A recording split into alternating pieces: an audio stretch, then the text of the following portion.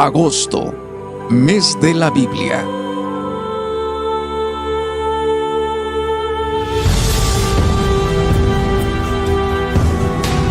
¿Cómo pues invocarán?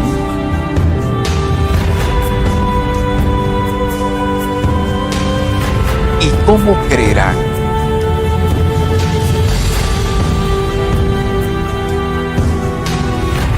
¿Y cómo oirán?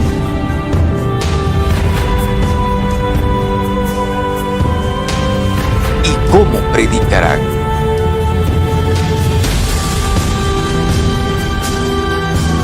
Como está escrito: cuán hermosos son los pies de los que anuncian la paz, de los que anuncian las buenas nuevas.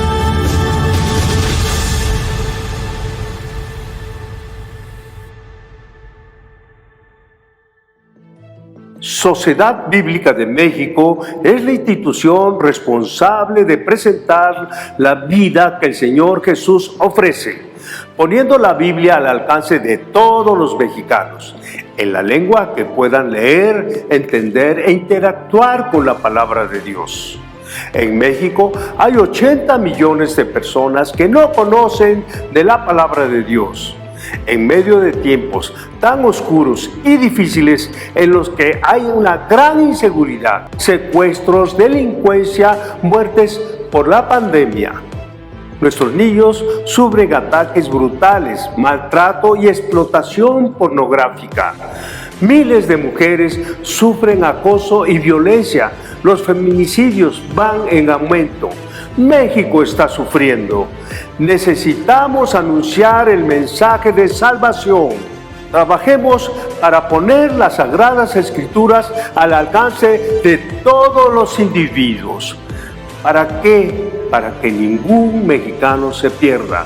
En agosto, mes de la Biblia 2021, estaremos transmitiendo en diferentes plataformas digitales mensajes, conferencias, conciertos y testimonios. Te invitamos a seguir esta programación todos los días a las 10 de la mañana. Únete y comparte con Sociedad Bíblica de México agosto, mes de la Biblia, anunciando el mensaje. Dios les bendiga. Bienvenidos a nuestro segundo programa del mes de agosto, anunciando el mensaje.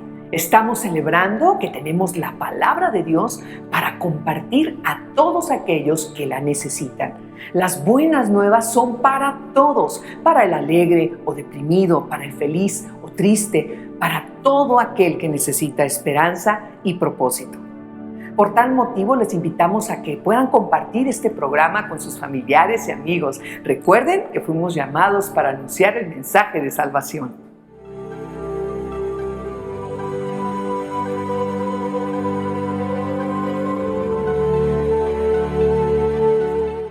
Estamos listos para comenzar nuestro programa del día de hoy con la participación del coro Shekinah de la Iglesia Bautista Monte Moriah, dirigidos por Gina Cruz, interpretando el canto Jesucristo Basta.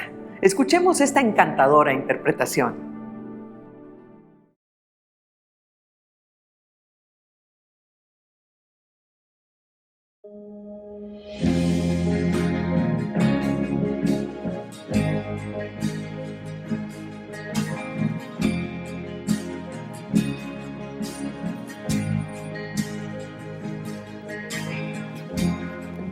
Nuestros corazones insaciables son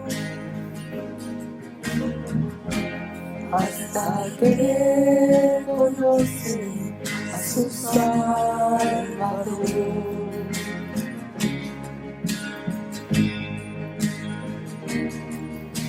Tal y como somos nos amó, hoy nos acercamos sin temor. Él es el agua que al beber nunca más debemos ser. Jesucristo basta, Jesucristo castigo recibió y su herencia me entregó. Jesucristo basta, Jesucristo basta.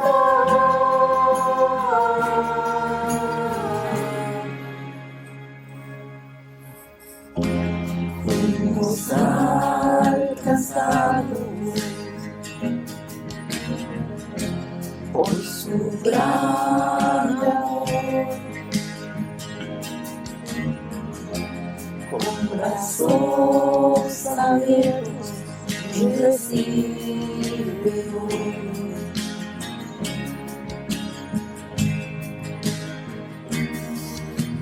Tal y como somos nos amó,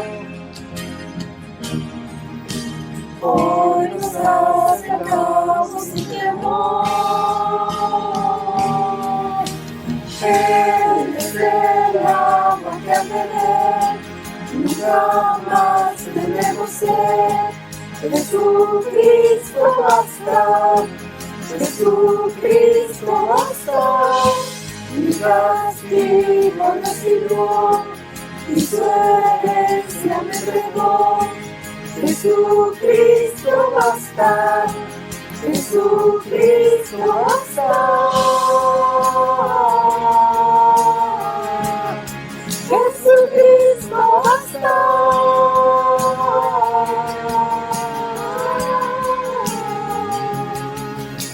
Tal y como somos nos amó, hoy nos acercamos sin temor, sin temor. Tal y como somos nos amó, hoy nos acercamos sin temor. Y Él es el agua que al beber nunca más tendremos sed. Jesucristo basta, Jesucristo basta. Mi castigo recibió y su herencia me entregó. Jesucristo basta, Jesucristo basta.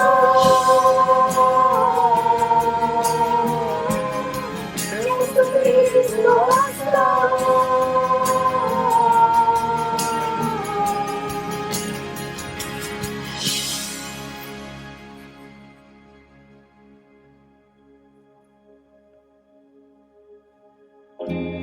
Ahora hay un futuro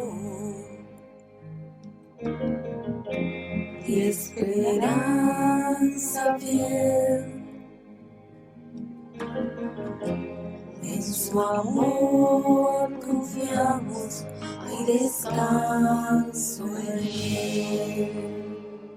Sin duda es un deleite con esta participación musical. Ahora estaremos honrados con la presencia del licenciado Marco Vinicio, quien es consultor y facilitador de las Sociedades Bíblicas Unidas para México y Latinoamérica.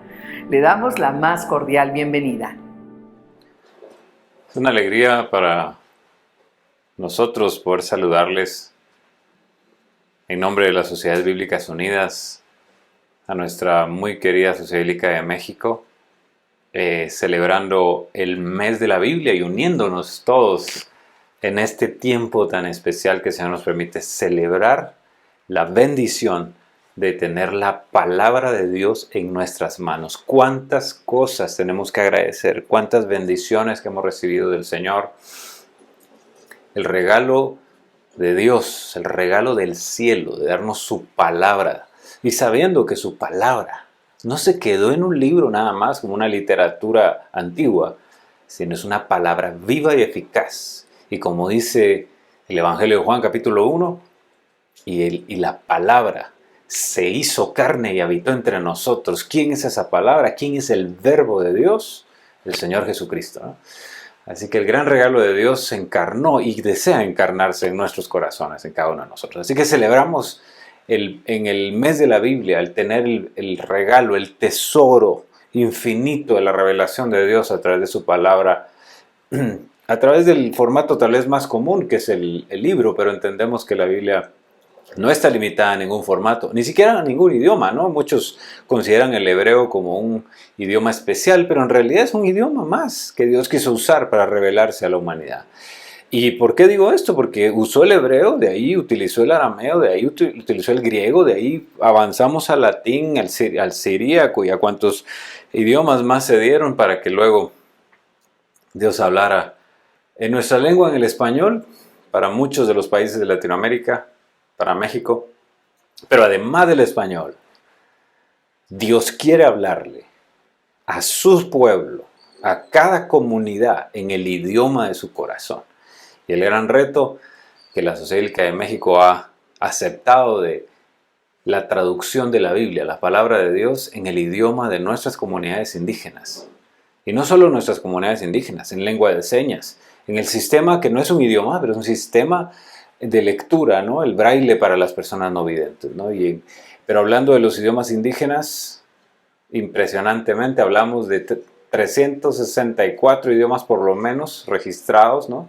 Reconocidos para México, para la República completa, ¿no? La tremenda tarea que de una forma hermosa la Sociedad Bíblica de México está impulsando para que cada mexicano tenga la palabra de Dios en el idioma de su corazón, ¿no?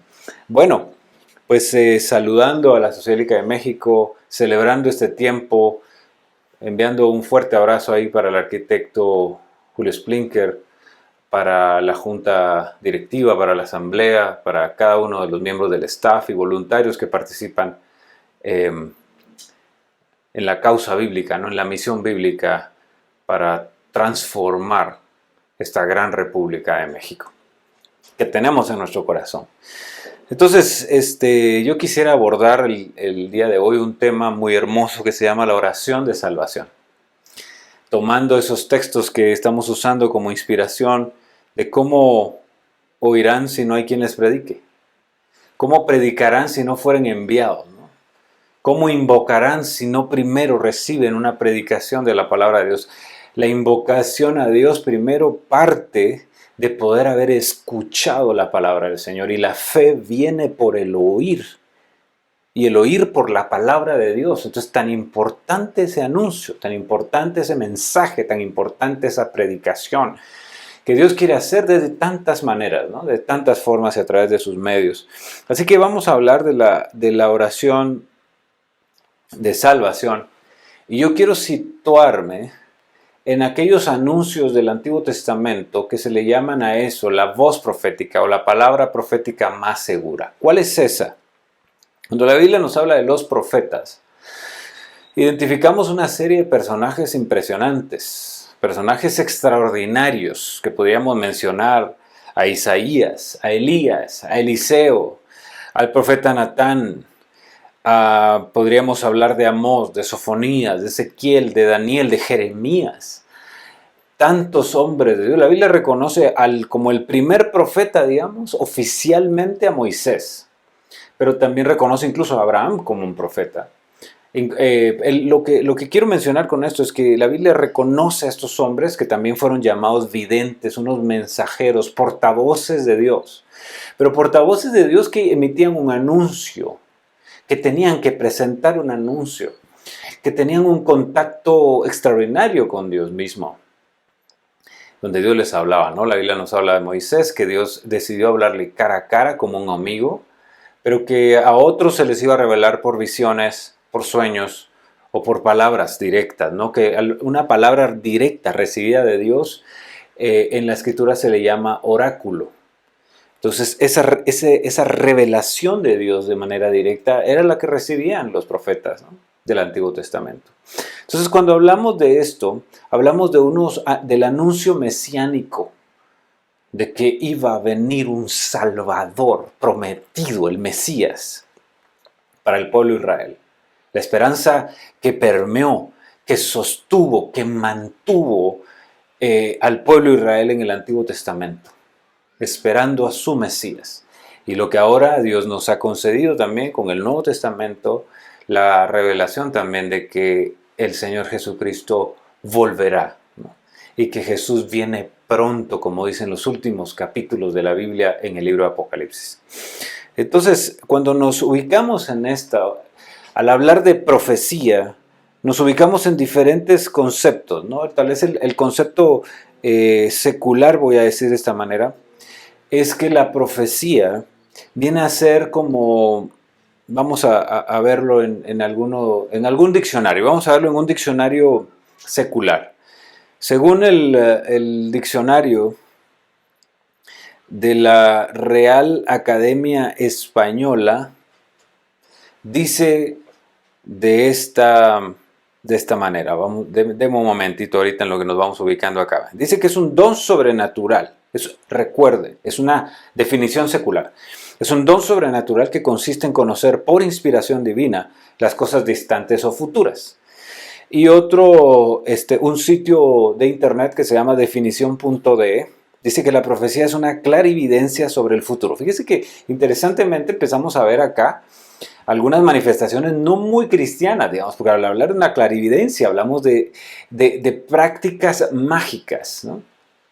De ese instinto humano de querer controlar el futuro, de querer saber lo que es misterioso, ¿no?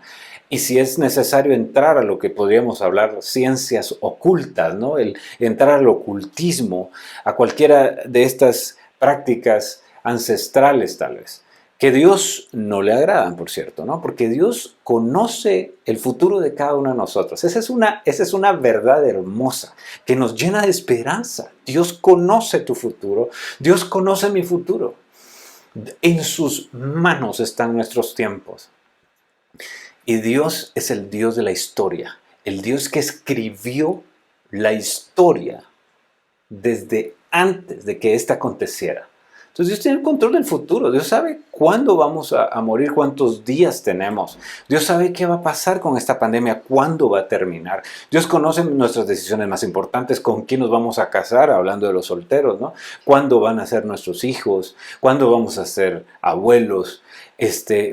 Dios sabe cuándo nos vamos a graduar. Todas las decisiones críticas, ¿no? Si el negocio que estamos esperando va a salir, si la visa que estamos esperando va a salir. Dios conoce nuestro futuro.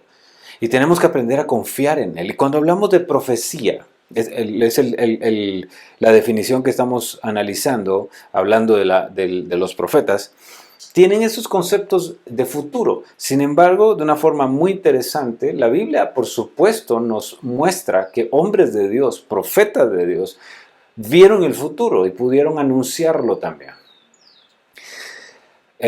Pero cuando uno hace un análisis del texto bíblico, nos damos cuenta que cuando hablamos de algo futuro, como de tiempos finales, digamos, estamos hablando de cerca del 5% de la Escritura, tiene relación con el futuro.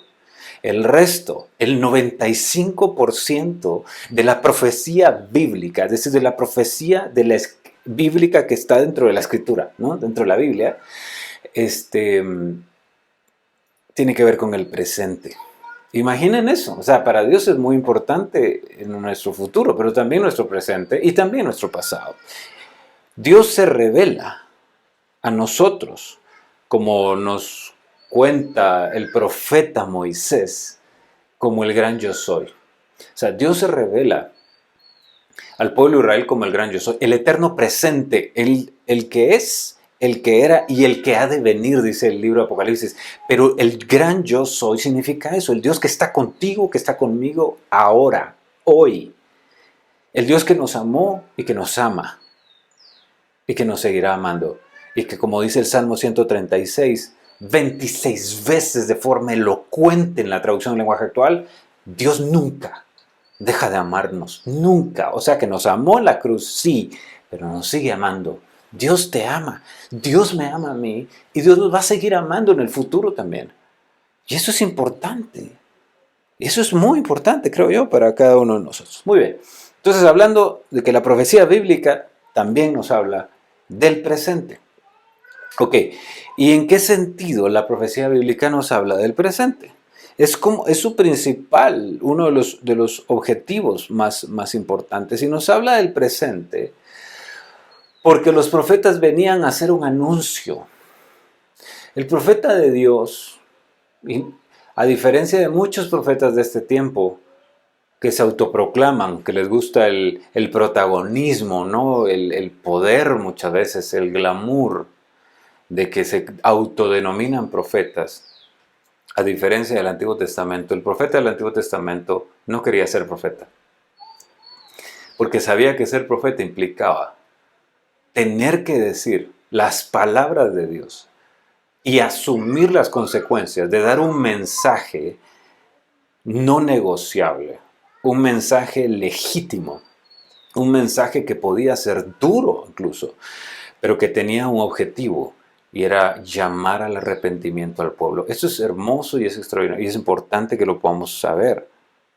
O sea, fundamentalmente el profeta llamaba al arrepentimiento. No siempre daba palabras bonitas. Y tristemente en este tiempo muchos que se llaman profetas lo que hacen es dar palabras bonitas y alimentar el ego de a quien le están profetizando. Pero realmente en el Antiguo Testamento vemos profetas que incluso se acercaban a los reyes, a los sacerdotes, los pastores de ese tiempo, ¿no? Los líderes, al mismo pueblo, y lo amonestaban. Y si tenían que señalar el pecado, decían las cosas por su nombre. Entonces un profeta tenía la función del llamado al arrepentimiento, de que el pueblo regresara al pacto, a las verdades profundas, a las sendas antiguas, a los mandamientos, a los caminos de Dios, a hacer la voluntad del Señor. Ese era uno de los llamados. El segundo, otra de las funciones era hacer un anuncio de lo que el Señor quería para el pueblo del Señor.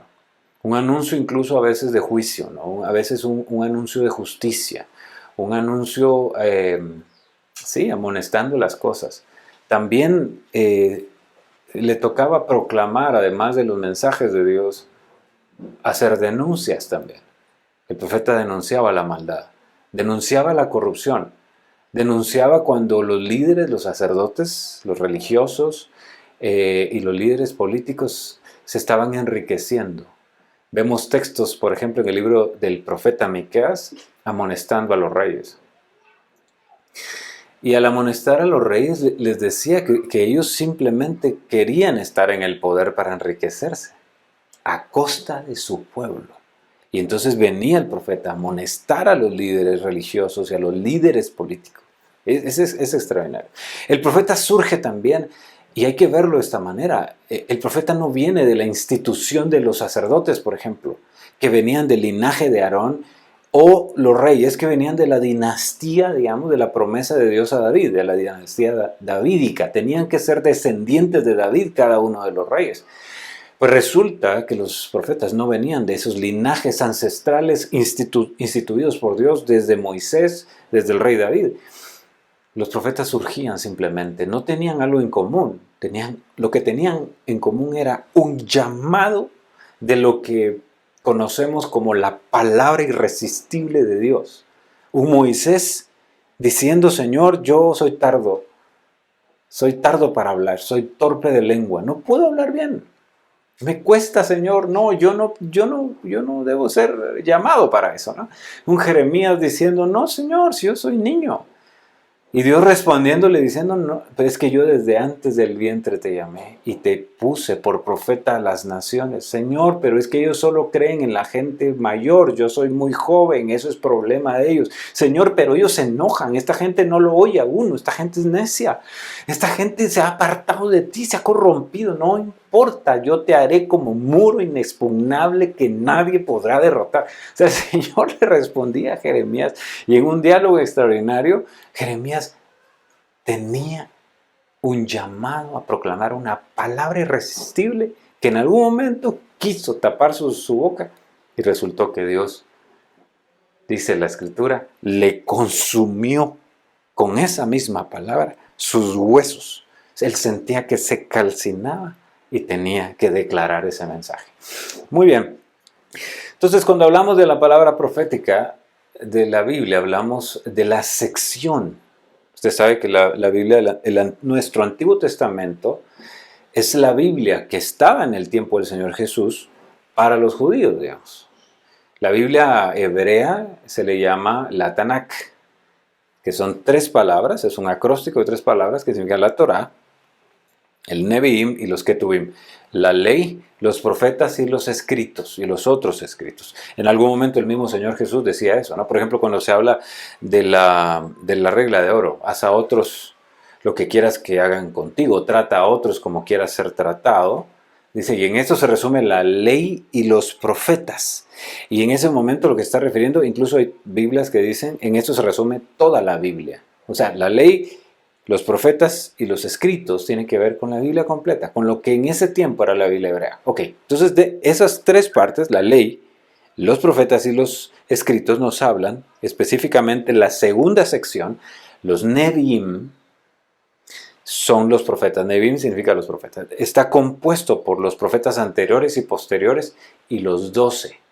Así era como el pueblo judío clasificaba sus libros sagrados, lo que ahora nosotros conocemos como los profetas mayores y los profetas menores. Así que ahí está Jeremías, está Ezequiel, está Daniel, está Isaías, está Miqueas, Amós, solo por decir algunos, Sofonías, Nahum, Malaquías, Zacarías, Jonás, etcétera, diferentes libros que son catalogados como libros proféticos. Esa es la palabra profética más segura, a la cual debemos de hacer bien en aferrarnos como antorcha que alumbra en lugar oscuro, dice el apóstol Pedro. Muy bien, ok. Entonces con esta primera parte que yo quería que pudiéramos reflexionar acerca de la profecía y acerca de la voz de los profetas, yo quiero que nos ubiquemos entonces en esos anuncios de la salvación. La Biblia nos habla de una precisión extraordinaria, como el Salmo 22, que nos anuncia las palabras del Señor Jesús, las últimas palabras del Señor Jesús en la cruz. Dios mío, ¿por qué me has abandonado? Esa declaración tan fuerte fue de una manera, con una precisión milimétrica, anunciada y profetizada en el Salmo 22, con siglos de anticipación al momento de la crucifixión de nuestro Señor Jesús. Hablamos, por ejemplo, del libro de Zacarías, que nos habla, por ejemplo, de cuál era el precio que iba a pagar Judas por el Señor Jesús. La Biblia lo dice que son 30 piezas de plata, profetizadas en el libro de Zacarías, para luego ver su cumplimiento en los evangelios, ¿no? Bueno, entonces cuando vemos esto, y cualquiera preguntaría, bueno, ¿y entonces dónde está la oración de salvación, hermano? Me diría, ¿verdad? ¿Cuál es la temática en la que usted está abordando? Yo le diría, bueno, es dentro del contexto de la palabra profética, de la sección de los profetas, encontramos diferentes libros hermosos que los invitamos a que podamos leerlos. Son muchos de estos libros muy ignorados por la iglesia en este tiempo, por cierto. Es difícil escuchar predicaciones del libro de Nahum, por ejemplo, o del libro de Abdías. Y son libros proféticos. Pero yo quisiera ubicarme ahorita en el libro de Jonás, del profeta Jonás. Y aquí vamos a encontrar cosas hermosas. El libro del profeta Jonás, dentro del contexto de lo que estoy hablando, es un libro que realmente rompe muchos de los esquemas dentro de la literatura profética, porque en vez de registrar las profecías que eran recibidas, por ejemplo, como Isaías o como Jeremías, Jonás registra muy pocas intervenciones de la palabra de Dios y muy pocas proclamas también. Para ser preciso, Jonás solo nos muestra una proclamación profética, un anuncio profético de 5 palabras, y con eso termina el libro. Además nos muestra también el libro de Jonás una situación excepcional totalmente. Un profeta que es tragado por un pez o por una ballena, no sabemos exactamente qué tipo de animal, ¿no? O qué tipo de especie fue, especie marina la que se tragó a Jonás, no lo sabemos, pero lo cierto es que Jonás, al entrar al pez, murió. Y Jonás, como libro, también nos muestra un carácter muy, muy particular del profeta. Un carácter rebelde en muchas de sus acciones, y nos muestra el gran amor de Dios, eso sí. El libro también nos muestra formas sorprendentes de cómo Dios va salvando a través de su profeta, como Dios lo llama, cómo Dios le tiene misericordia, le tiene paciencia. Pero Dios va cumpliendo sus propósitos muy a pesar del mismo Jonás. Nos situamos entonces un poco en el Antiguo Testamento. Y nos situamos en el primer versículo del libro de Jonás. El contexto más o menos ya lo estoy mencionando. Y encontramos el primer registro en el versículo 1, donde dice: la palabra del Señor vino a Jonás, hijo de Amitai, y le dijo, Jonás capítulo 1, verso 1, levántate y ve a la gran ciudad de Nínive y predica contra ella, porque hasta mí ha llegado la maldad de sus habitantes. Aquí nos empezamos a situar. El primer punto es un llamado, que es una palabra irresistible, aunque Jonás sí se resiste, ¿no? Pero igual el Señor se encarga de regresarlo con su amor y con su misericordia, a veces manifestado de formas bien particulares. Este primer acercamiento, una palabra que Dios le da, es el llamado a Jonás. ¿Qué pasa con Jonás después de ese llamado? Dice que emprende un viaje, pero no para Nínive, la gran ciudad, la gran capital del imperio asirio, muy conocida y muy afamada en el tiempo de Jonás como una ciudad sanguinaria, violenta, una ciudad terrible en su actuar, en especial en contra de los pueblos que iban conquistando. La gran potencia mundial de ese momento era Asiria. En otras palabras, se va a acercar a la capital y se va a acercar al rey más poderoso de ese tiempo. Dios le da ese llamado y Jonás, como hemos sabido, se dirige a un lugar más o menos es como que si Dios nos hiciera un llamado hoy y nos dice: quiero que vayas a profetizar a Miami. No sé cuántos se apuntan ahora. Y Jonás lo que hace es emprende un viaje, pero en lugar de ir a Miami se va para Argentina, ¿no? O sea, así de opuesto fue la actitud de Jonás. Una forma completamente rebelde, pero que Dios en su misericordia actúa. La Biblia nos habla de que Jonás emprende su viaje, paga su pasaje y hace todo con tal de asegurarse que se va a ir lejos de cumplir la voluntad de Dios, porque está huyendo de Dios. Y entonces encontramos un escenario donde Jonás está enfrentándose con unos marineros. Los marineros distinguen de manera asombrosa, marineros paganos distinguen que Dios está actuando en la tormenta, porque Dios envía una tormenta para que Jonás pueda recapacitar y regresar para cumplir su llamado profético. Los marineros se dan cuenta, oran, claman, lo lanzan al mar porque Él les pide que lo lancen, y Dios envía un pez que se lo trague, ¿no? Los marineros se convierten. ¿Por qué se convierte? Porque en situaciones límite la salvación de Dios comienza a actuar. Allí los marineros oran, los marineros adoran. Ellos adoraban a otros dioses, pero al ver el poder del Dios de Jonás, del Dios que creó el cielo y la tierra, del Dios del pueblo Israel, del Dios que estaba en Jerusalén, porque Jonás era de Jerusalén, se dan cuenta de un Dios poderoso y palpan su maravilla. Ellos claman. Esa es la primera oración de salvación que nos muestra el libro de Jonás. Dios nos lleva muchas veces a situaciones límite porque quiere salvarnos. Quiere mostrar su salvación, quiere mostrarse como el Mesías poderoso, quiere mostrarse como el Dios que nos guarda, que nos salva, que nos protege, que tiene control de los elementos. Bien, lo impresionante es cuando lo lanzan, el pez se lo traga, el gran pez se lo traga, y simplemente se lo lleva, la tormenta cesa y esta gente es salva, ¿no? Jonás está dentro del pez.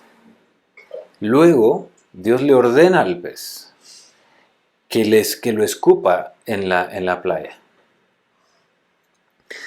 Interesantemente, la forma en cómo pasa, Jonás pues es escupido, ¿no?, por esa ballena sobre la playa, Y desde allí, pues él se encamina allá a Nínive, desea obedecer a Dios después de la experiencia que tiene, y lanza el primer anuncio y único anuncio profético que Jonás recibe como una ordenanza. Y dice, de aquí a 40 días, Nínive será arrasada o Nínive será destruida.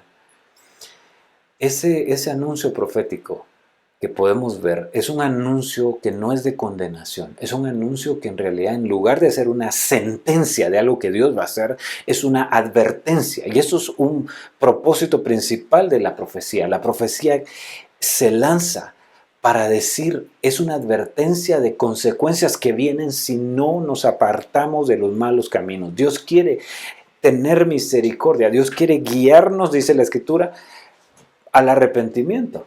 Dios quiere que cambiemos nuestra vida, Dios no quiere destruirnos, pero que si no cumplimos con su voluntad, si no le obedecemos, si no nos apartamos de nuestros malos caminos, entonces nos van a acontecer situaciones que Dios no quiere, pero que son las consecuencias de nuestros propios actos. Así funciona la profecía.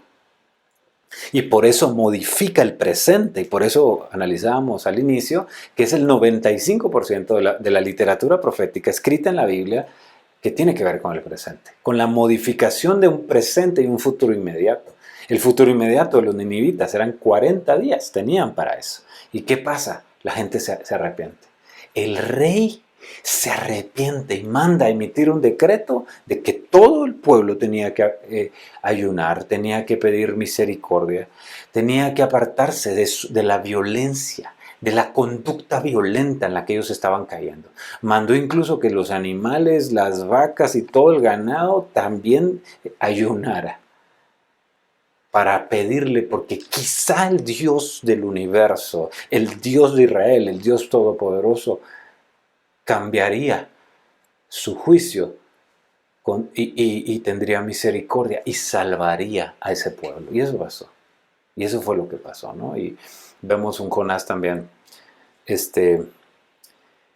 impresionado, ¿no? del poder y de la misericordia de Dios. Y también vemos una actitud negativa en Jonás muchas veces. Y son actitudes humanas que nosotros tenemos y que Dios quiere transformar. Pero yo quisiera situarme y finalizar con esta parte. El libro de Jonás también tiene algo muy lindo. Dentro del mismo libro aparece un salmo. Yo le llamo eso el Salmo de Jonás, es el capítulo 2. Y yo le voy a leer así muy brevemente unas partes de ese salmo. Dice Jonás capítulo 2. Desde allí Jonás oró a Dios. ¿Desde dónde? Desde el vientre del pez, desde el vientre de esa ballena. Dice, cuando estaba sufriendo, tú mi Dios me ayudaste. Cuando estaba casi muerto, pedí ayuda y me la diste. Me arrojaste a lo más hondo del mar. Solo veía yo por todos lados agua. Grandes olas cruzaban sobre mí. Llegué a pensar que ya no me querías, que no volvería a entrar en tu templo. Me había hundido por completo, el mar me cubría todo y las algas se enredaban en mi cabeza. Creí que nunca saldría del fondo del mar, pero tú, Dios mío, me salvaste la vida. Cuando yo estaba sin fuerzas me acordé de ti y oré. Mi oración llegó hasta tu santuario. Los que adoran a otros dioses, a los ídolos sin vida, no pueden decir que tú eres su Dios. Pero yo voy a adorarte, a cantarte con alegría. Cumpliré las promesas que te hice porque solo tú, Señor, solo tú puedes salvar. Mire esa declaración extraordinaria de Jonás. Jonás nos hace ver el amor de Dios y su misericordia. Un profeta rebelde, a quien Dios tiene que amonestarlo, corregirlo, disciplinarlo, pero jamás lo desechó. Un profeta que se portó mal, que se apartó del camino de Dios, que huía de Dios, y estaba a punto de morir.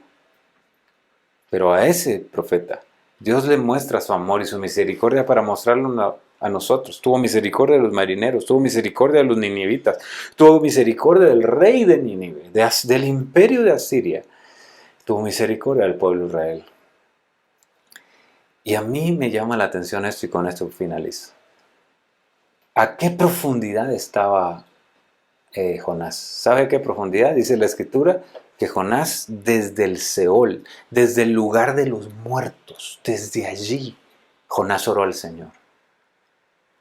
Y la Escritura nos dice en Romanos que ni lo alto, ni lo profundo, ni la vida, ni la muerte, ni los poderes del cielo, ni los poderes del infierno, ni nada nos podrá separar del amor de Dios. ¡Cuán grande! ¡Cuán profundo nos muestra el océano! El amor de Dios es como el océano. La profundidad a la cual Jonás llegó, hasta ahí llegó el amor de Dios. ¿Cómo imaginar el ancho y lo profundo del amor de Dios, del amor que Dios tiene para usted y para mí? Ese es el llamado de salvación de Dios, el llamado de un anuncio profético de que nos arrepintamos y busquemos a Dios con todo nuestro corazón. Dice el apóstol Pablo, como si Dios rogara por medio de nosotros, por favor les decimos, reconcíliense con el Señor, reconciliémonos con Dios si nos hemos apartado de sus caminos. Hoy hay un llamado de Dios para eso. Es un llamado que la Biblia dice en las palabras del Señor Jesús, es la señal del profeta Jonás. ¿Cuál es la señal del profeta Jonás? Es la señal del Mesías, que 3 días y 3 noches estaría en lo profundo de la tierra, dice. Es lo que le pasó al Señor Jesús después de la crucifixión, cuando muere y es sepultado. Pero de ahí, de llegar a lo profundo de la tierra, 3 días y 3 noches, al tercer día, nuestro Señor Jesucristo se levantó para resucitar, para quitarle el poder a la muerte y mostrarnos una esperanza y un llamado de salvación. Que nuestro clamor y nuestra oración sea siempre de buscar al Señor. Y que, como dice la Escritura, cercana está la palabra en tu boca y en tu corazón. Que Cristo fue resucitado de medio de los muertos. Y que Cristo vino para salvarnos. Todo aquel que desee clamar por salvación, el Señor extiende su mano para salvarnos, como lo hizo con Jonás. Así que no hay condición que Dios no pueda alcanzar, no hay imposible que Dios no pueda vencer con tal de alcanzar a sus hijos, a sus ovejas y mostrarles su amor por medio de la salvación en Cristo Jesús. Que el Señor les bendiga a cada uno de ustedes y que tengamos siempre en mente cómo Dios salvó a Jonás. Dios tiene poder para ayudarnos, cuidarnos y alcanzarnos, no importando la condición de nuestros corazones. Que el Señor les bendiga y les mandamos un muy fuerte abrazo desde acá. Dios estará siempre con ustedes y un saludo muy especial desde las Sociedades Bíblicas Unidas. Mi nombre es Marco Martínez, facilitador que tengo el privilegio de servir a la región de Latinoamérica y específicamente también a la Gran República de México. En el nombre de Jesús, Dios les bendiga. Agradecemos la participación del licenciado Marco Vinicio, que como siempre es de mucha bendición para nosotros.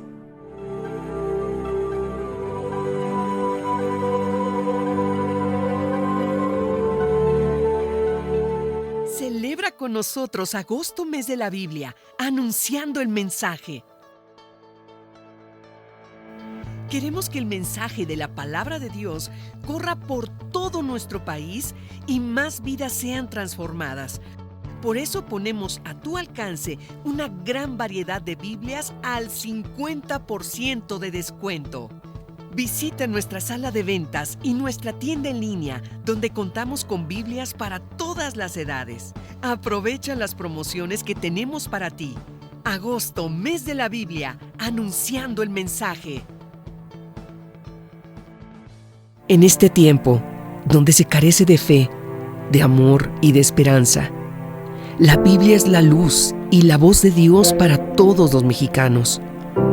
Sociedad Bíblica de México, facilitadora de las Sagradas Escrituras, tiene la misión de presentar al pueblo de México la vida que el Señor Jesús ofrece, poniendo las Sagradas Escrituras al alcance del mayor número de personas, a través de una distribución eficaz en la lengua que puedan leer y entender, a precios accesibles y en formatos adecuados. Lloraba, decía, Dios mío, yo no, a veces que no entiendo bien tu palabra, pues quizás porque no hablo tan así bien español. Pues. Ya nomás escucho, dice, los capítulos y ya me baso en la Biblia. Entonces ya entiendo y me saca de dudas. A partir de que yo escuché el proclamador, mi vida ha cambiado. Mi vida, la de mis hijos que están conmigo, ha cambiado 360 grados. Sé parte de esta misión. Ayúdanos a llevar la palabra a los mexicanos que necesitan conocer a Dios. Realiza tu donativo a las cuentas que aparecen en pantalla.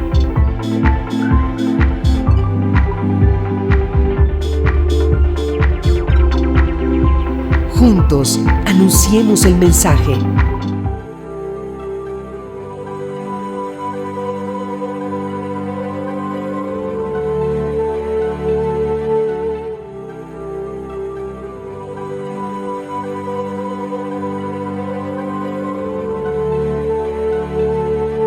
Hola, qué gusto poder estar con ustedes. Es un placer y toda una bendición poder contarles un poco de lo que, o más bien de lo mucho que Dios ha hecho en mi vida y pues cómo me ha llevado a lo más alto también en el deporte me ha llevado a lugares que la verdad que no imaginaba desde hace de muchos años. Y pues quiero empezar comentándoles cómo conocí a Dios o quién fue quien me compartió del amor y de la gracia de Dios. Pues bueno, yo vengo de una familia de pastores, más bien mi papá y mi mamá son pastores desde que yo nací. Somos 4 hijos, 3 mujeres y yo, y pues que yo tenga conocimiento, sé que mi mamá fue la que le compartió del evangelio a mi papá. Después hacen su vida de casados y pues comienzan a tener una comunidad y van creciendo también en la vida cristiana. Y pues nosotros como hijos pues siempre crecimos, ¿no? En la iglesia, en congresos, siempre nos tocaba a lo mejor en las reuniones dormirte cuando juntan 2 bancas, ¿no? Y ahí de aquí a que se despedían de la gente, oraban, y pues nada, fue una niñez muy bonita y pues que hoy valoro más todo eso que vivía, y la verdad que no me daba cuenta a lo mejor de lo mucho que tenía.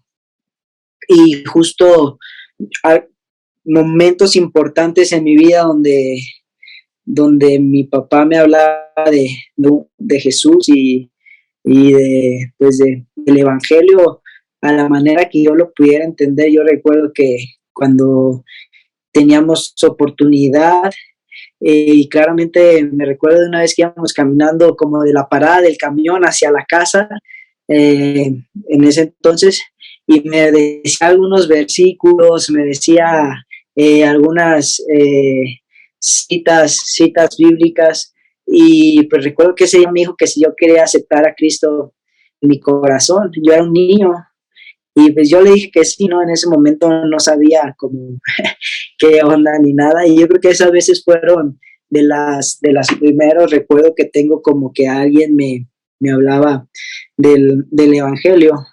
Y conforme pasó el tiempo yo fui creciendo, y para mí era muy normal como ver a mi papá predicar, compartir, ir a una iglesia, a cantar alabanzas y cosas así, pero para ser muy sinceros, pues yo no tenía como mucho pues interés, y pues era como pues eso, ¿no? No me era indiferente sentarme y cantar, pero como que no lo sentía en el corazón, solamente era porque pues así crecimos y así fuimos. La verdad que mi padre y mi mamá nunca nos obligaban o nos decían vengan y siéntense aquí y canten y hagan, ¿no? Siempre nos dieron como ustedes decidan. Y pues para no hacerles la historia larga, yo me comienzo mi vida deportiva desde los 10 años de edad. A los 14 años de edad salgo de la casa para irme a vivir a donde entrenaba. Y pues de ahí como que creo que justo fue en la adolescencia, una etapa pues difícil para cualquier joven, y pues yo empecé como a ir hacia arriba en el deporte, me iba muy bien, pero creo que mi vida espiritual no estaba tan bien no estaba nivelada. Y llegó un momento cuando tenía como 19 años, más o menos, 18, 19 años, que de repente yo empezaba a darme cuenta que me hacía falta algo, ¿no? Como que, o también que hacía ciertas cosas que en mi casa no me las habían enseñado, yo nunca vi a mi papá como, pues, borracho o fumando, teniendo una vida, pues, como, no sé, no buena, no, al contrario, siempre vi a mis padres, pues, siendo de ejemplo para nosotros, y pues yo como que empezaba a decir, creo que necesito acercarme a Dios, creo que debo buscar, porque sí, o sea, la verdad que mis papás siempre han sido un gran ejemplo para mí, y pues yo quería como eso, ¿no? Sentía algo en mi corazón, la verdad, que quería acercarme a Dios, y Dios ha sido muy bondadoso y muy bueno, porque pues no sé, yo no conocía a Dios como en una iglesia o en una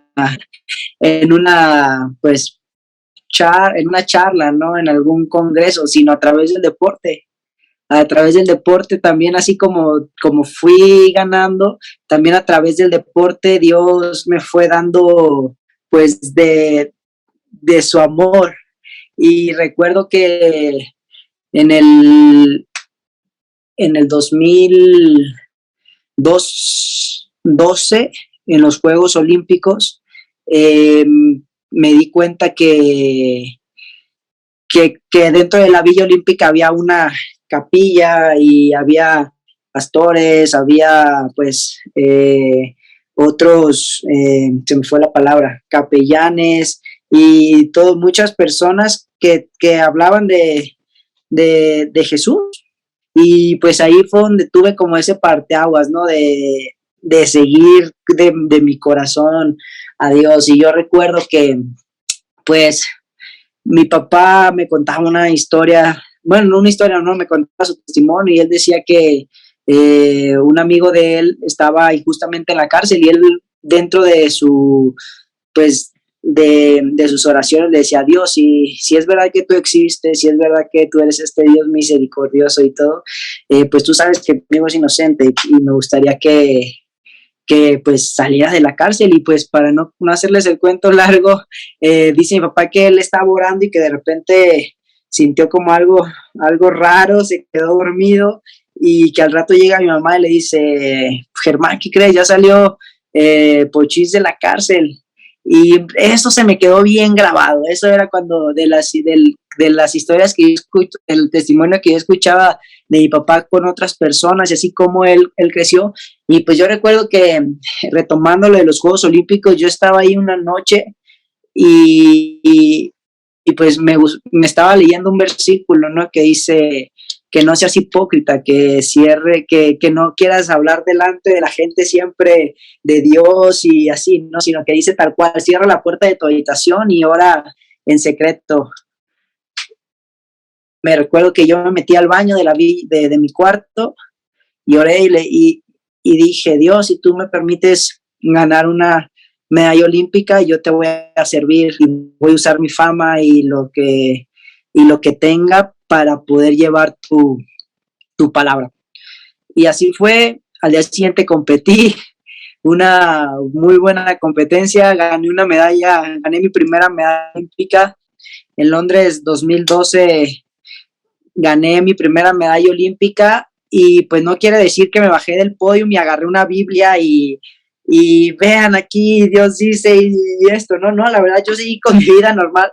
Yo creo que regresé y ni siquiera me acerqué a la iglesia para nada, pero pues así, pero yo creo que pues Dios y yo como poniendo las personas a mi alrededor y a las personas correctas para que yo pudiera tener un encuentro con Él. Regreso a México y así fue. Pasaron los meses después y pues, hubo un amigo que me invitó igual a una iglesia y no sé, me conecté ahí y ahí fue donde a través de un retiro, un encuentro, como que era, y me encantó poder ver ahí a jóvenes de mi misma edad, creyendo, cantándole a Dios, como que fue como, Dios no es solo para gente grande, sino también para jóvenes, ¿no? Y a partir de ahí empecé a creer, me discipularon, me empezaron así como fortalezco mi cuerpo, también fortalecer mi espíritu, mi corazón y todo, ¿no? Y fue ese parteaguas donde ya empecé como a ver las cosas de Dios, a que lo que mi papá hablaba de chico, cuando yo era chico, hoy lo empezaba a vivir y saborear, ¿no? Eso fue como mi encuentro con Cristo, a través del deporte y a través de las personas que Dios fue poniendo en mi vida. A partir de ahí mi vida también ha sido muy buena, ha cambiado por completo mi pensamiento de ver la vida es diferente. Hoy creo que todo lo que pasa, Dios tiene control y fíjense que, o sea, a pesar de que después del 2012 para los Juegos Olímpicos del 2016 me costó bastante trabajo llegar, inclusive la gente dentro de la competencia, pues yo no era favorito para ganar, ni mucho menos, pero saben, en esos Juegos Olímpicos del 2016 fue un momento donde Dios hizo un pacto, no sé cómo decirlo, pero selló mi relación con Él, porque durante la competencia yo no pensaba como en ganar.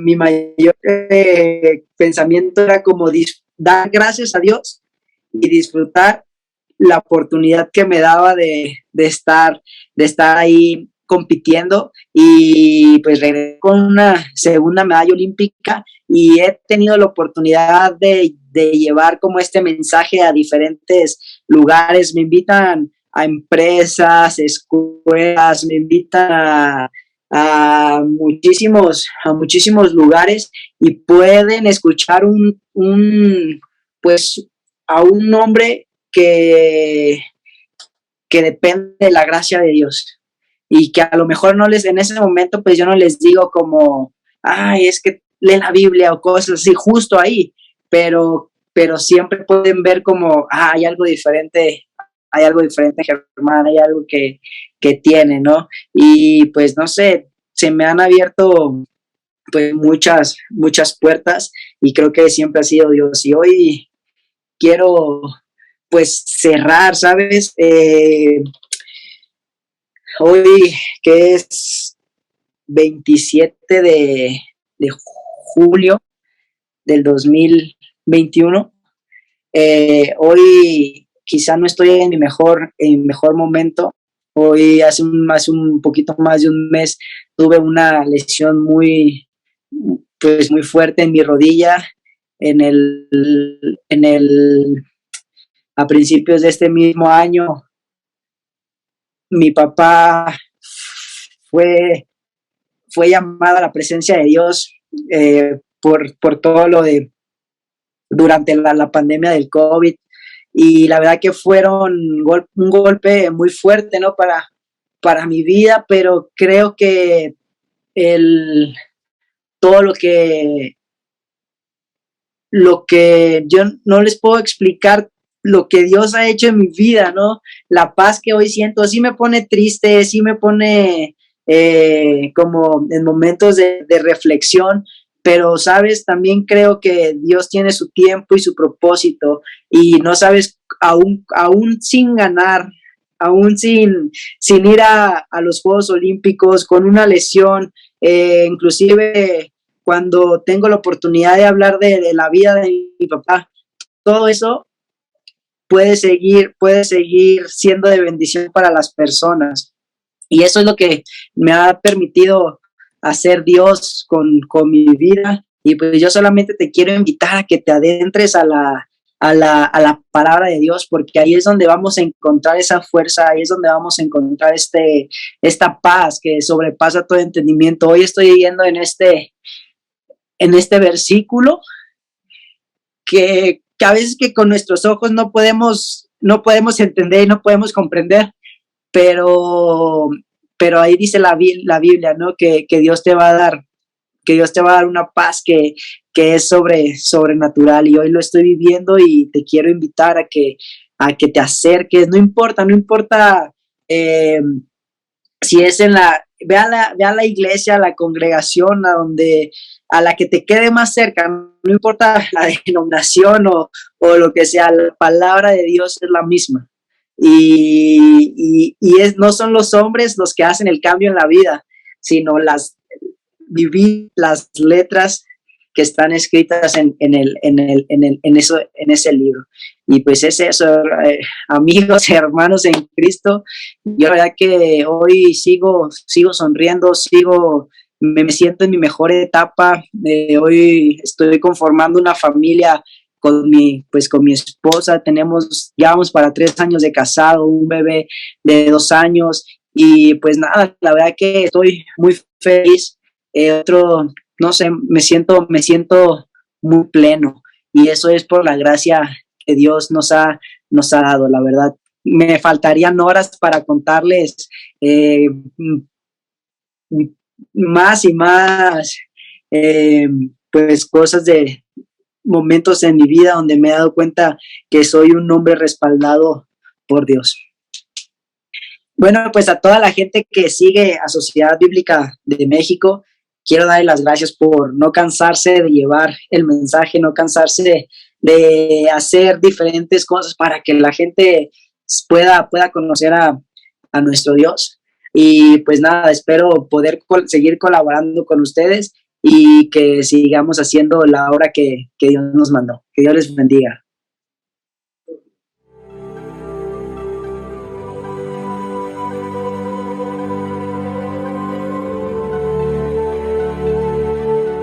A continuación, tenemos la colaboración del director ejecutivo de la Sociedad Bíblica de Guatemala y presidente del Comité de Publicaciones en Español, Saúl Sosa. Hola, ¿qué tal están? Un gusto de saludarles nuevamente.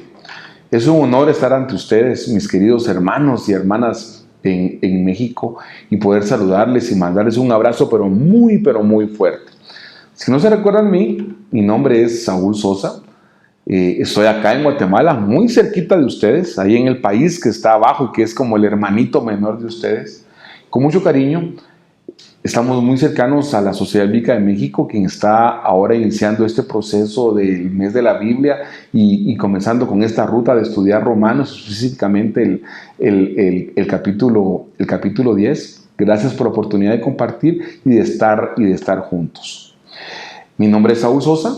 Soy director de la Sociedad Bíblica de Guatemala y es mi privilegio iniciar. Y les voy a pedir, por favor, con mucho cariño, que podamos acercarnos al texto bíblico, específicamente en la carta de Pablo a los Romanos. Vamos a trabajar sobre el capítulo 10 y el verso 1. Es solo un verso, así que no va a ser muy largo, no se preocupen. Pero quiero que tomemos un poquito de contexto. Y para eso les voy a pedir que leamos algunos versos. Dice el texto bíblico en Romanos 9, en el verso 30. ¿Qué pues diremos? ¿Que los gentiles que no iban tras la justicia han alcanzado la justicia? Es decir, la justicia que es por fe. Mas Israel, que iba tras una ley de justicia, ¿no la alcanzó? Y luego dice el verso 1 del capítulo 10, que es el que vamos a estar trabajando. Hermanos, ciertamente el anhelo de mi corazón y mi oración a Dios por Israel es para salvación. Y luego, unos versos adelante, en el verso 4, dice, porque el fin de la ley es Cristo, para justicia de todo aquel que cree. Siempre recordemos, en la exposición de Pablo, especialmente en Romanos, hay una relación directa entre justicia y salvación. Y esos versos tan sabrosos y que tanto nos identifican con la Biblia y que la sentimos que es parte, que es un mensaje directamente para nosotros. Porque si confesares con tu boca que Jesús es el Señor y que eres en tu corazón que Dios le levantó de los muertos, serás salvo. Decimos amén, hermanos. Porque con el corazón se cree para justicia, pero con la boca se confiesa para salvación. Pues la Escritura dice, todo aquel que en él creyere no será avergonzado. Porque no hay diferencia entre judío y griego, pues el mismo es Señor de todos. Vamos a entregarle este momento a nuestro Dios haciendo una pequeña oración. Padre amado, Señor nuestro, al venir ante ti, Señor, te pedimos, Señor, por favor, que lo que digamos, Señor, especialmente los dichos de mi boca, sean gratos delante de ti, al igual que la meditación de mi corazón.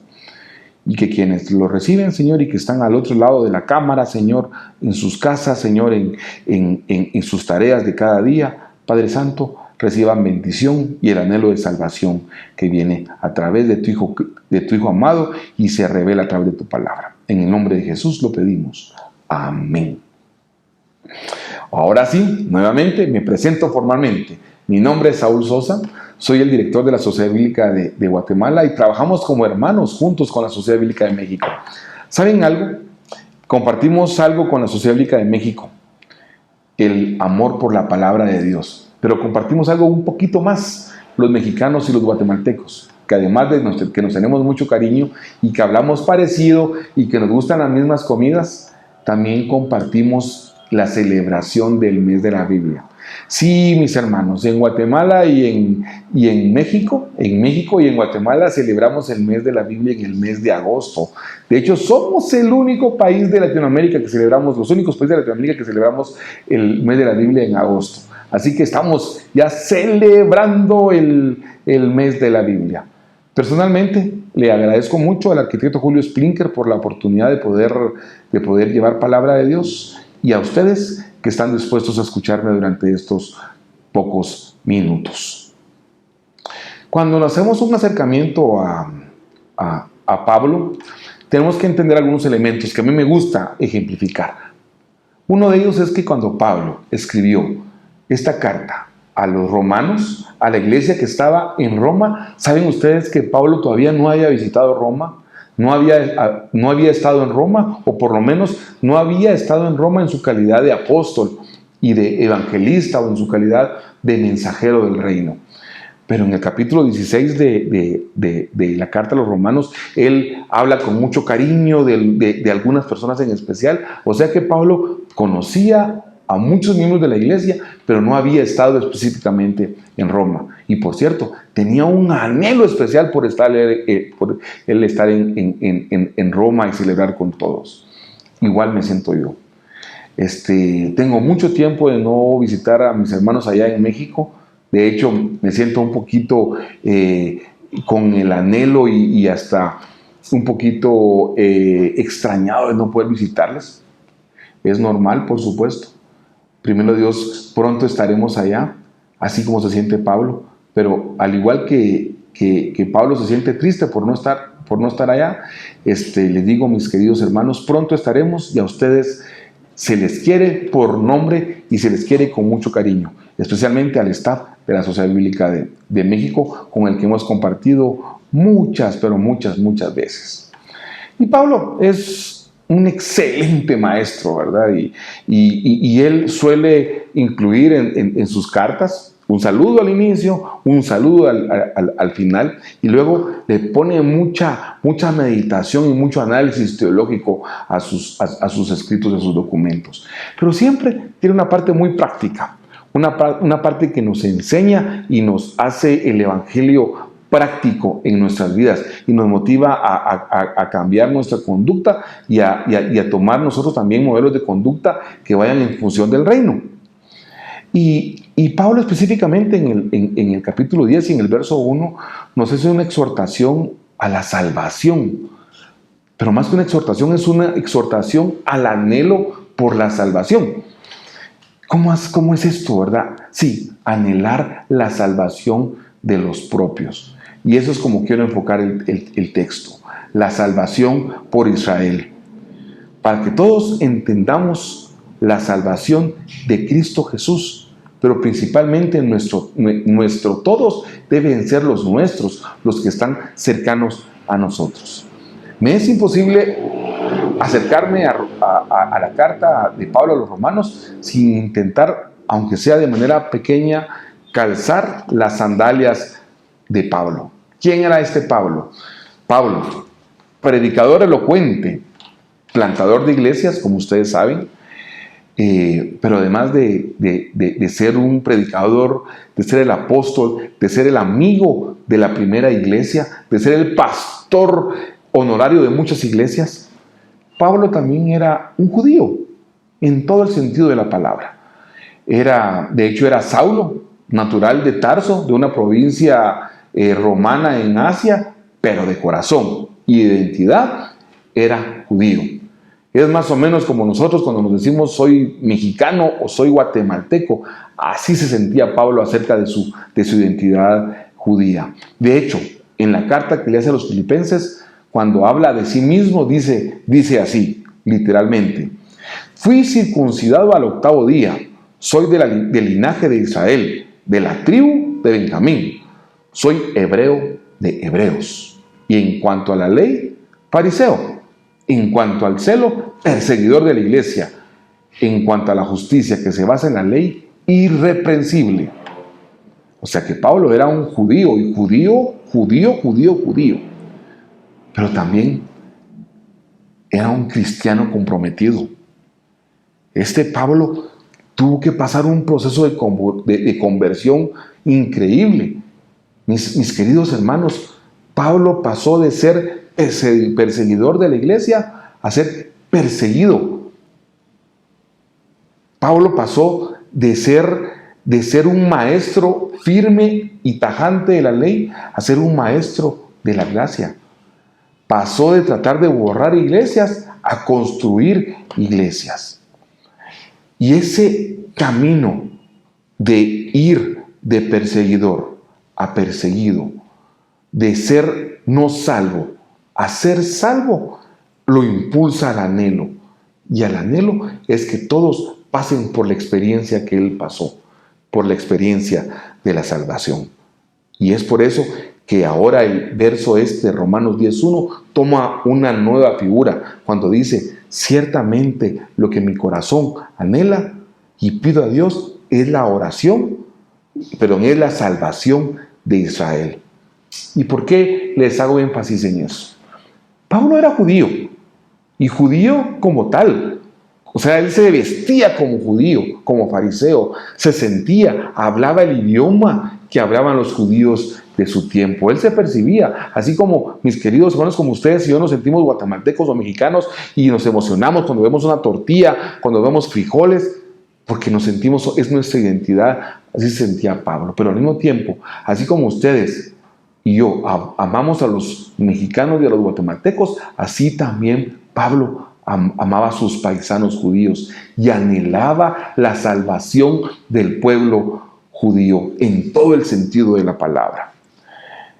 Y es que, díganme, si no es natural que querramos que los que estén cerca de nosotros sean salvos. Es natural, es bueno que nosotros anhelemos la salvación de quienes están cercanos a nosotros. Y por eso es que la exhortación que toma Pablo acerca de su anhelo de la salvación por Israel, yo quisiera transformarla hacia ustedes en un mensaje de anhelo de salvación por quienes están cercanos a ustedes, mis queridos hermanos y hermanas en todo México y por supuesto acá en Guatemala. La misión que tenemos de dar la salvación también incluye a los nuestros. También incluye a los que están cercanos a los nuestros. ¿Y saben algo? Cuando yo quiero ir y llevar la palabra de Dios y el evangelio a otras ciudades, no es tan difícil en un sentido, porque no nos conocen. Pero es más difícil tratar de llevar el evangelio a los de casa. Díganme si no es así. O sea, tratar de trabajar con mis hijos, con mis hermanos, con mis tíos, con mis primos, porque además que me conocen y conocen mis debilidades, y estoy llevando yo el mensaje de Cristo, a veces nos cuesta. ¿Y saben qué hacemos? A veces decimos, no, por ellos solo voy a orar. No. El anhelo debe ser un anhelo profundo y fuerte por llevar la salvación a ellos. Y les voy a contar algo. En el principio, cuando inició la iglesia el mensaje de Cristo empezó en Jerusalén, en Israel mismo, en los hebreos, en el pueblo judío, fue un momento difícil porque se dividieron los que creían y los que no creían, y unos estaban en contra de los otros. Y luego los que creían pensaban que el mensaje era solo para los judíos mismos. O sea, ese mensaje de desunión siempre acompañó a la iglesia, y Jesús siempre nos impulsó a un mensaje de unidad. Fue tan fuerte esto que el mismo Pedro, quien inició el proceso, el cabeza de la iglesia, tuvo que pasar por un proceso muy complicado, donde Dios le mandó una visión donde él tenía que hacer algo que él en su vida pensó que iba a hacer, que era tomar un animal inmundo, para entender que la salvación va más allá. Y si ustedes quieren ir al relato, está en el relato de Lucas, que hace en el capítulo 10 de Hechos, que cuenta Lucas que al entender el mensaje que Pedro, al interpretar su propio sueño, les da a los discípulos o a los que están cerca de él, dice: al oír esto, ellos se callaron y glorificaron a Dios y decían: así que Dios también le ha concedido a los no judíos la oportunidad de arrepentirse para que tengan vida eterna. Sí, la salvación es para judíos y para no judíos. La salvación es para los que están cercanos a nosotros y los que están lejanos. La salvación es universal. El mensaje de Cristo traspasa los idiomas, traspasa las familias. Pero en nosotros debe de haber un anhelo para que la salvación esté en nuestra casa, mis queridos hermanos. Hay un anhelo acerca de la unidad. Y si en mi casa hay algunos que todavía no han llegado a los pies de Cristo, les puedo decir que no hay completa unidad, y tenemos que anhelar esa unidad. Y también esa es la unidad que está apelando Pablo al decir: anhelo la salvación de Israel. Y por eso, cuando interpreto personalmente este texto que dice: hermanos, ciertamente lo que mi corazón anhela y lo que pido a Dios en oración es la salvación de Israel, yo lo quiero interpretar y decírselo a ustedes, y que nosotros lo parafraseemos y digamos: ciertamente lo que mi corazón anhela y lo que pido a Dios es la salvación de mi Israel. ¿Cómo así, hermano Saúl? ¿Cómo es eso de mi Israel? Sí, nosotros todos tenemos nuestro propio Israel. Es un hecho, tenemos nuestro Israel. Déjenme ponérselos en este planteamiento. Cuando se da la gran comisión y empiezan a predicar el evangelio, el mandato dice que hay que ir y predicar el evangelio en Jerusalén, Judea, Samaria y hasta el final. Nosotros tenemos también nuestra propia Judea, nuestra propia Jerusalén, nuestra propia Samaria y nuestro propio al final. Y si me voy a concentrar y pensar en mi Jerusalén, o sea, los que están realmente cercanos a nosotros, yo diría, tenemos que tener un anhelo y orar por la salvación de los que están en nuestra casa. ¿Cuántas veces oramos por la salvación de nuestros hijos? ¿Cuántas veces oramos por la salvación de nuestros padres? ¿Cuántas veces oramos por la salvación de los que están en nuestra casa? Eso debería ser un anhelo que nos cargue en nuestro corazón, el anhelo por la salvación de nuestra casa. La motivación específica es: oremos por nuestros hijos, oremos por nuestros esposos, por nuestros cónyuges, inclusive oremos por nuestro novio, por nuestra novia, oremos por la familia de nuestra novia, oremos por nuestros tíos, pero oremos principalmente por los que están en casa. Y luego de eso demos un paso adelante y vayamos a nuestra Judea. O sea, caminemos un poquito más. Oremos por la familia extendida. Oremos por nuestros tíos, por nuestros sobrinos, por nuestros suegros y suegras, por los primos, que seguramente tenemos bastantes, por la familia que tenemos aquí y allá. Y les hago un reto. Tomemos una hojita de papel y empezamos a escribir: mi tío fulano, el tío sultano, mi primo. Les aseguro que la lista no será corta y tendremos un motivo de oración, de anhelo de salvación, que nos va a durar para muchos días.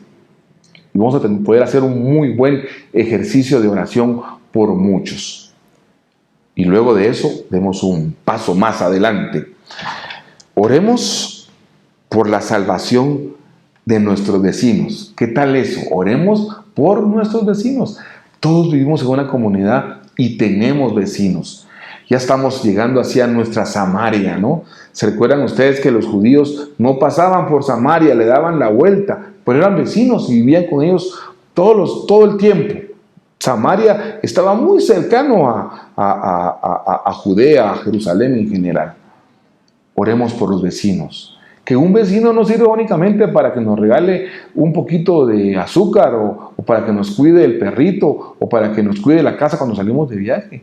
Un vecino es una persona quien también puede ser salva y quien necesita la salvación y quien debe ser motivo de nuestro anhelo de salvación en Cristo Jesús.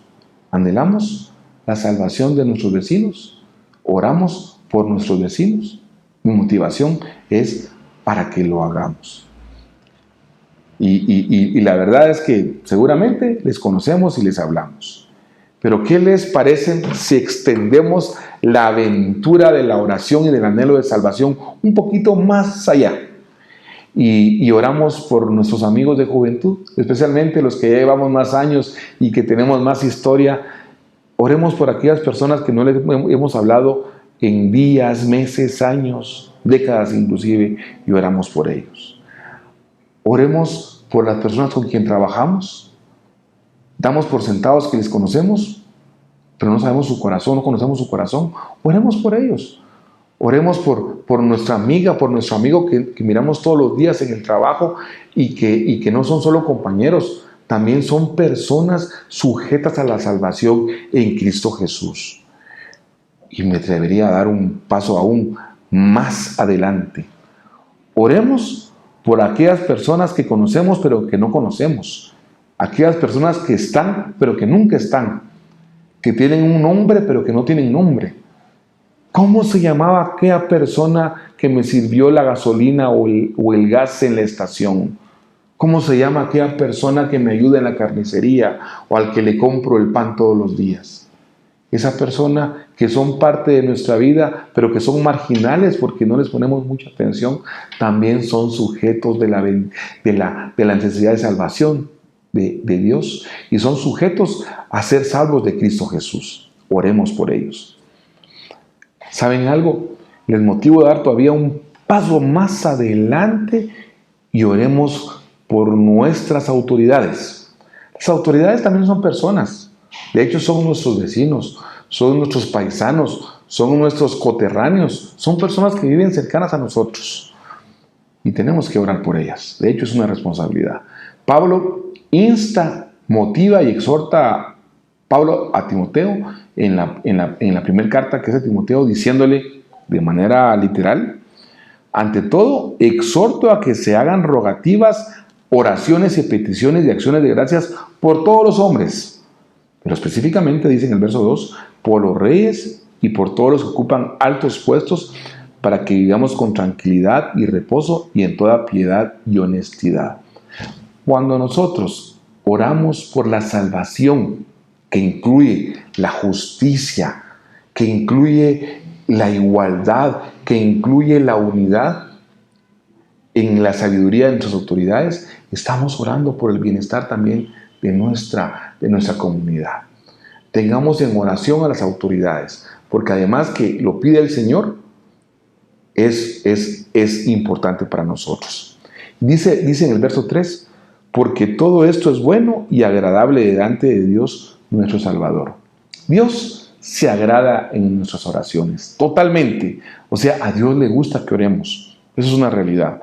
Y yo me imagino que Dios ha de sentir muy bonito, que no lo puedo terminar de captar, pero sí sé que así es, que Dios le gusta que oremos los unos por los otros. Y Dios se goza cuando nosotros anhelamos la salvación, porque le damos el valor al sacrificio que tuvo Jesucristo por nosotros en la cruz del Calvario. Así que anhelemos esa salvación, mis queridos hermanos. Y por supuesto no puedo olvidar el planteamiento que hace Pablo acerca de la oración por Israel. Sería yo ingrato si desarraigo el anhelo que tiene Pablo por orar por Israel como nación. Sí, oremos y anhelemos la salvación de Israel. No solo el Israel histórico, que ahora lo representamos en el Estado de Israel, sino oremos por el pueblo judío diseminado en todo el mundo. De hecho, hay un buen número de judíos viviendo en México, algunos en Guatemala, bastantes más en Argentina y en muchas partes del mundo. Oremos por ellos. Pero ¿saben qué? Extendamos la oración y recordemos cuando Dios se presenta ante Abraham y le demuestra que en él van a ser benditas todas las naciones de la tierra. Tomémonos esa promesa también para nosotros y oremos por toda la humanidad representada en Israel. Oremos por la humanidad completa, porque la humanidad es digna de la salvación de Cristo Jesús, porque el sacrificio de Jesús es suficiente, y así lo dice el texto bíblico. Oramos por el mundo entero, por su salvación a través de Cristo Jesús. Y el último paso que les quiero pedir de oración, que es de alguna manera un poco un comercial o un anhelo más personal acerca de la labor que hacemos en las sociedades bíblicas, es pedirles que oren, por favor, por la traducción de la palabra de Dios. Porque la traducción de la palabra de Dios está profundamente relacionada con la salvación. Porque para llevar el mensaje de salvación que está en el texto bíblico, tenemos que traducir el texto bíblico para que las personas lo puedan leer en el idioma de su corazón. Así que, mis queridos hermanos, si ustedes anhelan la salvación de Israel, si ustedes anhelan la salvación de la humanidad, tienen que anhelar la salvación de la traducción de la palabra de Dios a todos los idiomas de la tierra. Por favor, estén orando específicamente por estos dos elementos. Estén orando por la traducción de la palabra de Dios en nuestros países, o sea, por los proyectos de traducción de la Biblia en México como en Guatemala, que hay bastantes proyectos que están trabajando, y por los traductores, pero también oremos por los proyectos de traducción de la palabra de Dios alrededor del mundo. Oremos por la salvación en el mundo, especialmente en esos países donde cuesta más llevar el mensaje de salvación, donde hay persecución, donde es difícil que la palabra de Dios llegue porque es ilegal que se lleve. Y nuevamente me atrevo a tomar las palabras de Pablo y decir: queridos hermanos, queridas hermanas también, ciertamente lo que mi corazón anhela y lo que pido a Dios es en oración es la salvación de Israel, la salvación de mi Israel, la salvación de mi Judea, la salvación de mi Samaria, la salvación hasta lo último de la tierra, que es el llamado y la comisión que tenemos nosotros como cristianos. Y al orar, por eso estamos orando de manera automática por el bienestar y la construcción del evangelio de nuestra familia, de nuestros hijos, y en construir una mejor humanidad. Muchas gracias, mis queridos hermanos, por la oportunidad que me dieron de poder compartir con ustedes. Y no se olviden, el llamamiento es a la oración por la salvación de Israel, a la oración por la salvación de la humanidad. Que Dios les bendiga. Un gran abrazo. Bendiciones. Damos gracias a Dios por el mensaje que nos ha compartido Saúl Sosa. Nos recuerda que es bueno anhelar la salvación de los que están cercanos a nosotros. Por ello, te invitamos a seguir compartiendo el mensaje a tus seres queridos.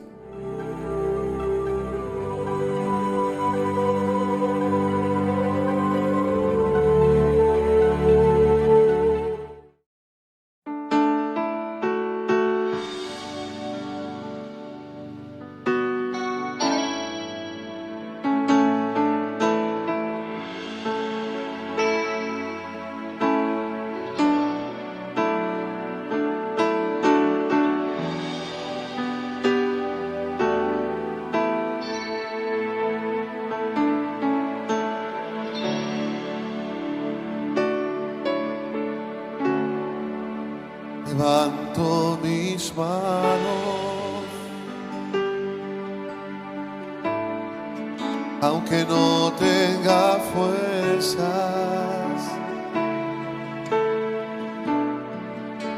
Levanto mis manos, aunque tenga mil problemas. Cantemos todos. Cuando levanto mis manos, comienzo a sentir una unción que me hace cantar. Cuando levanto mis manos, comienzo a sentir. Todo el mundo diga el fuego, el fuego. Cuando levanto mis manos, mis cargas se van. Nuevas fuerzas tú me das. Todo esto es posible, todo esto es posible. Cuando levanto mis manos, cantemos todos. Levanto mis manos, como dice, aunque no tenga fuerza, y aunque tenga mil problemas, levanto mis manos. Sí, Señor, aunque tenga mil problemas. Cántalo conmigo, dice. Cuando levanto mis manos, comienzo a sentir una unción que me hace cantar. Cuando levanto mis manos, comienzo a sentir. Todo el mundo diga el fuego.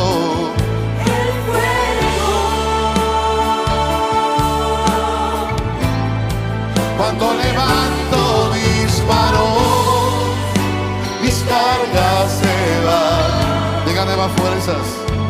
Nuevas fuerzas tú me das. Todo esto es posible. Todo esto. Todo el que lo crea, levante las dos manos bien arriba en señal de victoria.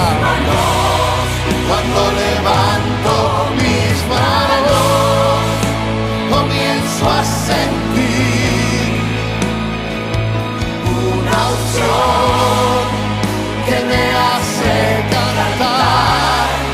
Cuando levanto mis manos, comienzo a sentir el fuego. Cuando levanto mis manos, mis cargas se dan. Diga nuevas fuerzas. Nuevas fuerzas tú me das. Todo esto es posible. Todo esto es posible. Cuando levanto mis manos, todo esto es posible. Todo esto es posible. Cuando todo el mundo en señal de victoria nos atrevimos a levantar las dos manos. Levántalas bien altas conmigo. Oh, y levanta tus manos.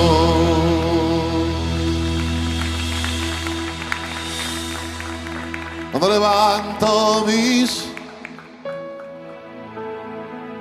¿cómo olvidar el día que escribí esta alabanza? Cansado física y espiritualmente. Y en vez de quejarme ante Dios, asumí una postura de fe, de perseverancia, y anoté en un papel: voy a seguir levantando las manos aunque no tenga fuerzas. Y es que levantar las manos significa estoy de pie. Levantar las manos significa soy más que vencedor. Levantar las manos significa estoy derribado, pero no estoy destruido. Algo pasa en el cielo cuando usted y yo levantamos las manos. Por eso dice la palabra que cuando Moisés levantaba las manos, su victoria se activaba.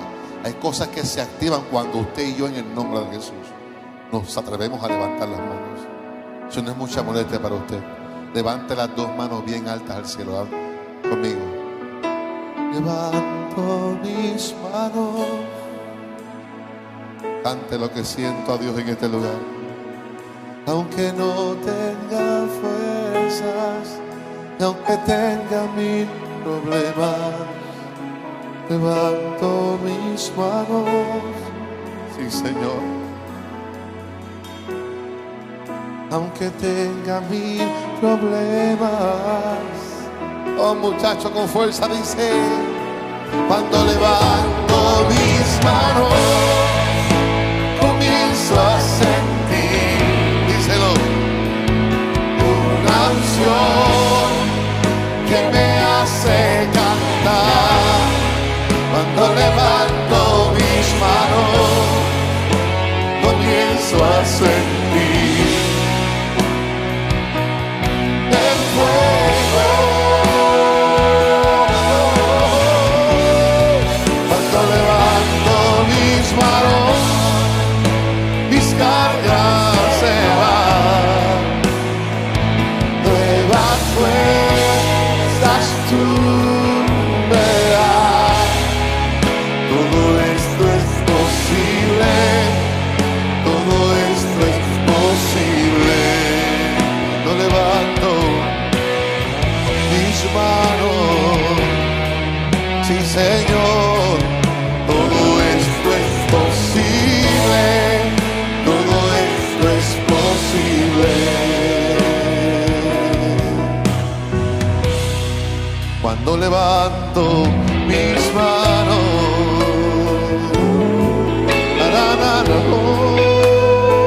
estamos en victoria, se demuestra todo el mundo levantando sus manos.